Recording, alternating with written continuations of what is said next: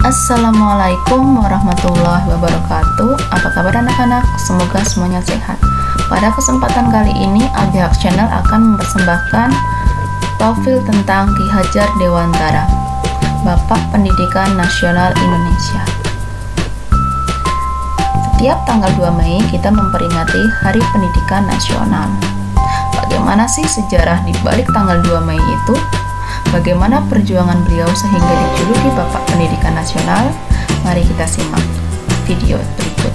Namun, sebelum menyaksikan video ini, jangan lupa kalian untuk like dan subscribe channel kami supaya mendapatkan info terupdate.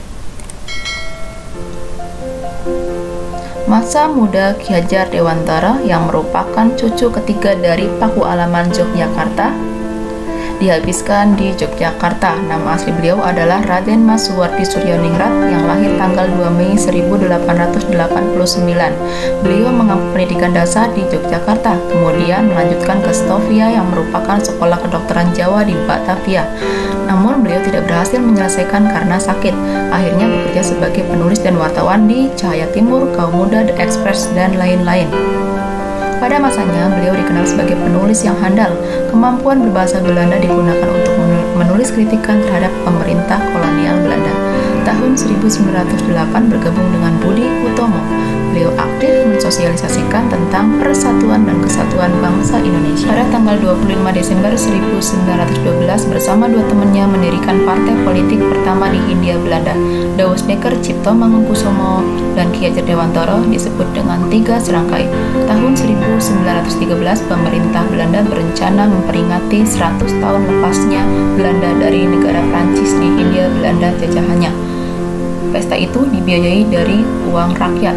Kemudian beliau menuliskan tentang artikel berjudul Andai Aku Seorang Belanda yang dimuat dalam The Express tanggal 13 Juni 1913. Dalam tulisannya, beliau menuliskan, "Andai aku seorang Belanda, aku tidak akan merayakan perayaan itu di dalam negeri yang sedang kami jajah. Pertama, kami harus memberikan kemerdekaan kepada rakyat yang dijajah, kemudian baru memperingati kemerdekaan kami sendiri."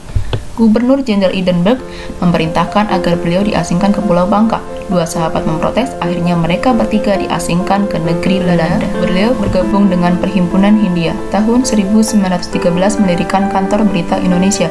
Ia memperoleh ijazah pendidikan yang menjadi pijakan dalam mendirikan lembaga teman siswa. Dalam studinya, ia terpikat pada tokoh pendidikan barat seperti Froebel dan Montessori saling didiketkan oleh keluarga Tagore. 1922, beliau mendirikan taman siswa di Yogyakarta dan mengganti namanya menjadi Ki Hajar Dewantara dengan menghilangkan gelar kebangsaan. Beliau diangkat menjadi Menteri Pengajaran Indonesia pada Kabinet RI 1. Tahun 1957, ia mendapat gelar Doktor Kehormatan dari UGM. 26 April 1959, beliau wafat dimakamkan di Taman Wijaya Brata, Yogyakarta. Kemudian pada tanggal 28 November 1959 ditetapkan sebagai Bapak Pendidikan Nasional Indonesia dan hari lahirnya diperingati sebagai Hari Pendidikan Nasional. Channel kami dan share kepada teman-teman. Ing Ngarso Sungtulodo, Ing Madyo Mangunkarso, Tutburi Handayani. Selamat Hari Pendidikan Nasional. Maju terus pendidikan Indonesia. Assalamualaikum warahmatullahi wabarakatuh. Mohon maaf atas segala kekurangan. Sampai jumpa di lain waktu.